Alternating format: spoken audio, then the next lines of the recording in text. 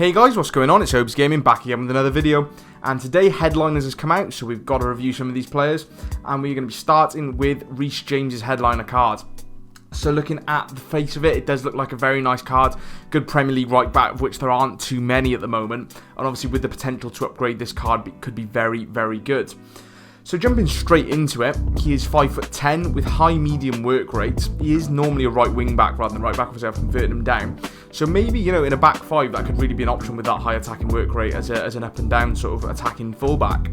He's 3-star, and he has set me back almost 300k. He is not going to cost that much. He will sell. That's just the instant sort of price range. So looking at the attributes themselves, he has got 90 pace, which is obviously ideal. Once you get a shadow on that, which is my recommendation, then that's going to be, you know, maxed out.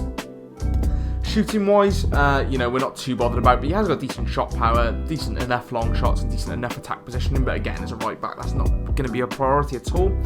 Passing is really good in the key areas. Crossing's great, and good short passing and curve as well. Long passing a little bit low at 77, you know, but it's not a problem as such. Dribbling is really nice. Okay, agility's a little bit low at 79, but he is quite a chunky boy, and he is 5'10". His balance is exceptional.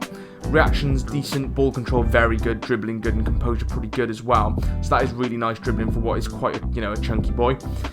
Defending stats, you know, 83 defending isn't really high, but once you get that shadow on, that's boosted up. You know, in all the key areas with a shadow, you're going to be fine. You know, you're going to be up to 96 slide tackling, 97 stand tackling, 89 defensive awareness, and 92 interception. So, you know, with a shadow, you're going to be absolutely fine.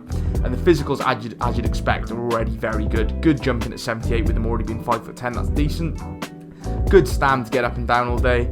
Very good strength at 89 as you'd expect, and good aggression as well.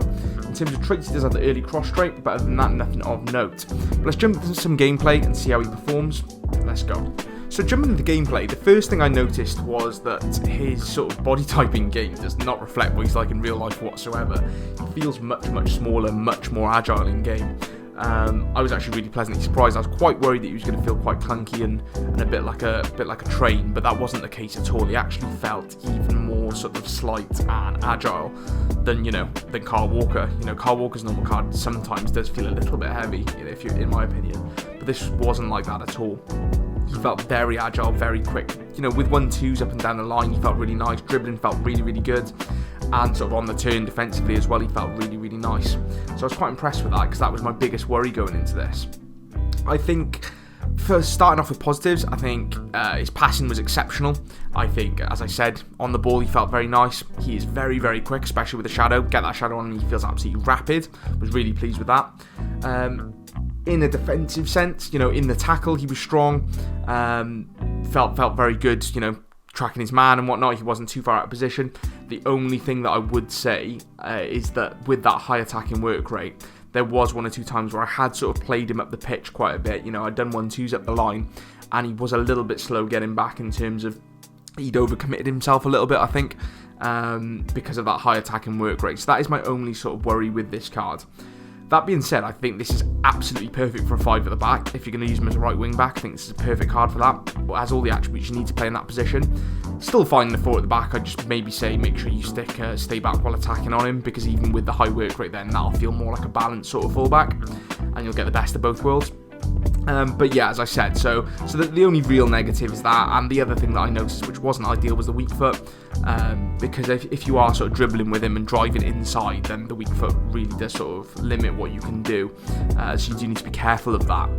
But if you are just looking for a fullback to do a fullback's job, you know, nothing too crazy. He's not going to, you know, score 5 goals a game or whatever, you know, he's not that sort of player. But if you are just looking for a solid, quick, agile, good fullback, ticks every box. For me, it's probably the best right back around in the Prem at the moment, better than those Trent cards that came out for me, and better than that Manquillo card, so there's not really much competition there either.